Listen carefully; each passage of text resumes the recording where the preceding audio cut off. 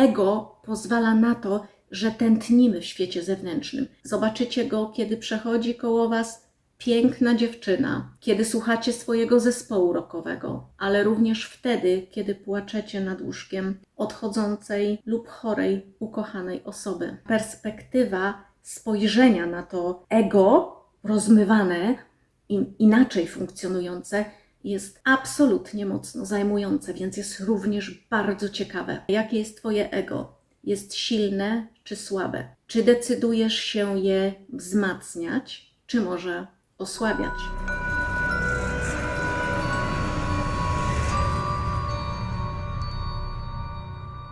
Dzień dobry. Dzisiaj zajmę się tytułowym pytaniem, którym jest: jak wygląda Twoje ego? Czy Twoje ego jest silne, czy jest słabe? Bardzo dużo o nim mówimy, ale wypadałoby wyjaśnić, czym ono właściwie jest. Żeby można było to zrobić, zacznę trochę od historii.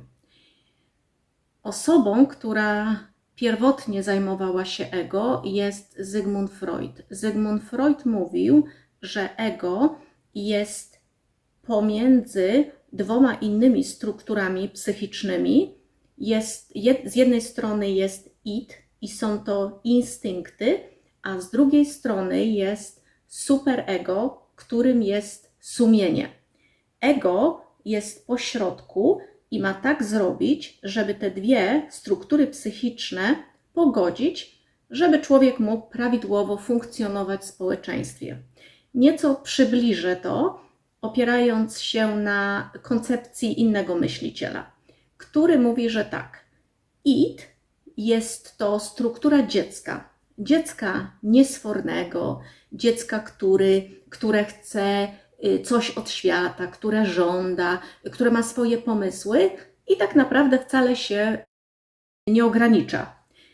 Superego z kolei jest to rodzic, karzący rodzic, który tłamsi i uspokaja id, czyli powoduje, że id nie może się rozwijać, nie może być spontaniczne, nie może również pozwolić sobie na spontaniczną złość, na spontaniczną radość, bo cały czas jest uspokajane przez karzącego rodzica, czyli superego.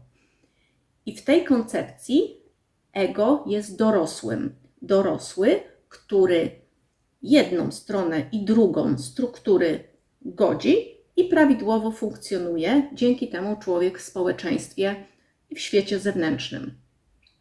Ego jest strukturą, która decyduje o tym, które żądania, oczekiwania, pomysły id są realizowane w świecie zewnętrznym, tak, żeby ten karzący rodzic miał też swoją rolę, ale żeby te dwie struktury dobrze funkcjonowały w społeczeństwie.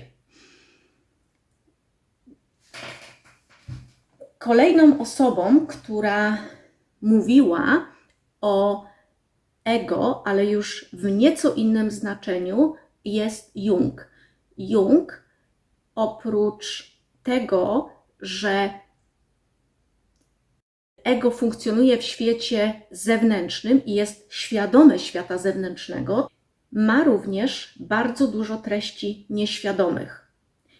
Dlatego, że wprowadził Jung tą część nieświadomą, w konsekwencji stało się tak, że zaczęto badać tą część nieświadomą i idąc dalej, zaczęto dzielić ego jako strukturę mówiącą o świecie zewnętrznym i ja jako świat wewnętrzny.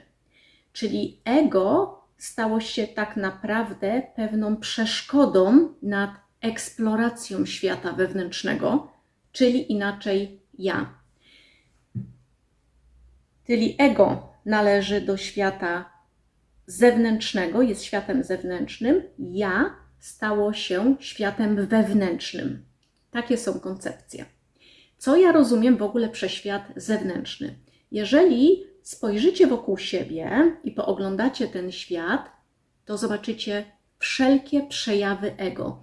Ego jest w absolutnie wszystkich aktywnościach człowieka Nie zobaczycie ego w naturze, dlatego że rośliny i zwierzęta ego nie posiadają. Czyli zobaczycie ego tam, gdzie jest człowiek i gdzie jest przejaw człowieka i gdzie jest jego aktywność. Czyli jest one obecne w zasadach moralnych, w zasadach społecznych, w polityce. Zobaczycie go na uczelniach, na placach zabaw, w przedszkolach, w szkołach. Zobaczycie go, kiedy wybucha wojna. Zobaczycie go wtedy, kiedy ludzie podnoszą się z klęsk, kiedy odgruzowują swoje życie. Jest one treścią wszelkich naszych myśli. Zobaczycie go, kiedy przechodzi koło was piękna dziewczyna, kiedy słuchacie swojego zespołu rockowego, ale również wtedy, kiedy płaczecie nad łóżkiem odchodzącej lub chorej, ukochanej osoby. Ego jest zbiorem wszystkiego, czego się nauczyliście, co wam w życiu powiedziane jest tożsamością. Tożsamość, o której będę mówić szczegółowo kiedy indziej, jest nagromadzeniem wszystkiego, co funkcjonowało w waszym życiu i wszystkich przekazów, tych społecznych, politycznych, tego, co wam powiedzieli rodzice, co wam powiedzieli nauczyciele, jest zbiorem, ale również przejawy tych przekonań, których się nauczyliście, to jest również ego. Dlatego przejawem ego są również wasze emocje, są również wasze uczucia, są wasze łzy, jest wasza radość. Ego to wszystko. Jak opowiadam o ego, to widzicie, jakie jest wielobarwne, jest jak na jarmarku. Jest tam absolutnie wszystko. Możecie wybrać to i tamto. Przejawy są potężne, są skrajności, zarówno te trudne, jak i te, które nas wzruszają i dodają nam energii życiowej. Ego pozwala na to, że tętnimy w świecie zewnętrznym. Docelowo jest to tożsamość, którą mamy dla świata zewnętrznego, czyli jak my postrzegamy siebie w świecie zewnętrznym oraz jak jesteśmy postrzegani. Jest trochę ego, porównałabym, jak wesołe miasteczko, ale zobaczcie, co w tym wesołym miasteczku się dzieje. Zapewne mieliście takie doświadczenie. W wesołym miasteczku siadacie na karuzelę. Jest to spokojne, nie musi to tak bardzo wirować. Wchodzicie na różne rollercoastery, gdzie wszystko płynie bardzo szybko, ludzie czasem bardzo źle się czują. Na pewno zauważyliście również, że są takie miejsca jak tunele strachu i tam również są ludzie, czyli ego wciąga nie tylko w te rzeczy, które nas cieszą, ale wciąga również w lęk i strach, bo ludzie wchodząc do takich tuneli, rzeczywiście wchodzą tam po to, by doznać lęku, strachu i wychodząc stamtąd nie zawsze czują się dobrze. Ale wesołe miasteczko wciąga i idą tam zarówno dzieci, jak i dorośli, czyli jest tam coś, co jest dla nas bardzo atrakcyjne. Jeżeli ego jest takie atrakcyjne i tak bardzo wciąga w ten świat zewnętrzny, to nie każdy będzie chciał je osłabiać, bo jest to jednoznaczne z wycofaniem ze świata zewnętrznego. Można by było się zastanawiać, czy można jakiś lifting tego ego, że ono będzie funkcjonowało w świecie zewnętrznym, ale takie wyliftingowane będzie, czyli takie fajniejsze. Można by mu jakiś makijaż nadać, to może wtedy będzie mogło nadal być takie same, ale będzie już też ładniejsze. Lub może można je wymodelować jak figurę. Niestety nie. każda ta aktywność, czyli czy lifting, czy makijaż, czy wymodelowanie, takie przykłady dałam, łączy się z tym, że ego się wzmacnia albo osłabia. To jest jednoznaczne. Daję przykład. Jeżeli w pracy byliście dotąd niemili dla swoich współpracowników i postanowiliście troszeczkę nadać temu ego, czyli funkcjonowaniu zewnętrznemu, pewien makijaż i już będziecie mili, przyjemni, będziecie robić poranną kawę, będziecie proponować może wyjścia, to zobaczcie, że w jednej i w drugiej aktywności ego jest silne, bo funkcjonuje. W jednym wypadku postrzegamy je tylko negatywnie, czyli jest niemiłe, a w drugim wypadku jest pozytywne, bo jest miłe, ale nic się nie zmienia. Funkcjonuje dalej bardzo silnie na zewnątrz, czyli robi coś na zewnątrz. Osłabianie ego oznaczałoby, że wycofuje się nieco z aktywności, mniej rozmawia ze swoimi współpracownikami, mniej uczestniczy w aktywnościach.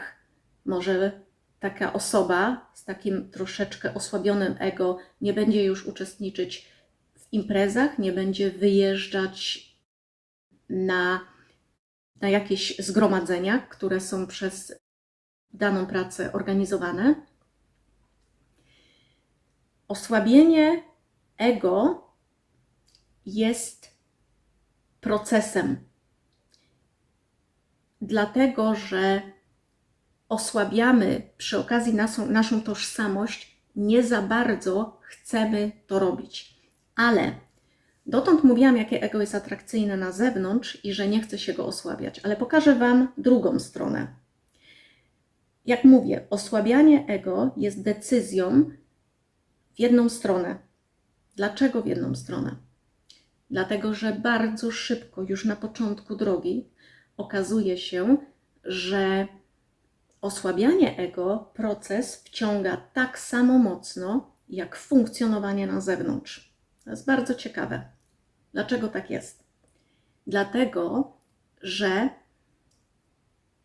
w rozmywaniu ego pojawia się perspektywa, której wcześniej nie mieliśmy i ona tak wciąga. Jedna perspektywa to jest ta, że uczestniczymy w świecie zewnętrznym lub byliśmy uczestnikami, czyli mamy perspektywę uczestnika świata zewnętrznego. Nadal pozostaje, byliśmy tam, wszystko wiemy. Ale pojawia się druga perspektywa, nowa świadomość, która pozwala oglądać tą rzeczywistość świata zewnętrznego jak gdyby z lotu ptaka. A jak wiemy z góry, wszystko wyraźnie widać. I to jest bardzo zajmujące, bardzo ciekawe i też wciąga. Czyli ego, te funkcjonujące w tym świecie zewnętrznym, nadal się rozmywa, jest mniejsze, ale ta perspektywa spojrzenia na to ego rozmywane, inaczej funkcjonujące, jest absolutnie mocno zajmujące, więc jest również bardzo ciekawe. Mimo że podejmowanie decyzji, kiedy nie ma się jeszcze tej drugiej perspektywy, jest rzeczywiście wielką niewiadomą, no bo przecież nie wiemy, co jest po drugiej stronie, to jednak w krótkim czasie druga perspektywa się pojawia i tak jak powiedziałam, jest równie wciągająca. Czyli teraz wracając do poprzedniego mojego pytania, jakie jest Twoje ego? Jest silne czy słabe? Czy decydujesz się je wzmacniać, czy może osłabiać? Możesz podjąć oczywiście każdą decyzję. Ja odpowiem na wszelkie pytania, jak nie w tym, to w kolejnych nagraniach. Myślę, że przy tym temacie zrodziło się bardzo dużo wątpliwości i kwestii, co warto robić i jak ten proces wygląda, no i co zrobić z tą niewiadomą, która się pojawia. Oczywiście służę pomocą. Bardzo dziękuję za dzisiejsze spotkanie i do zobaczenia wkrótce. Dziękuję ogromnie.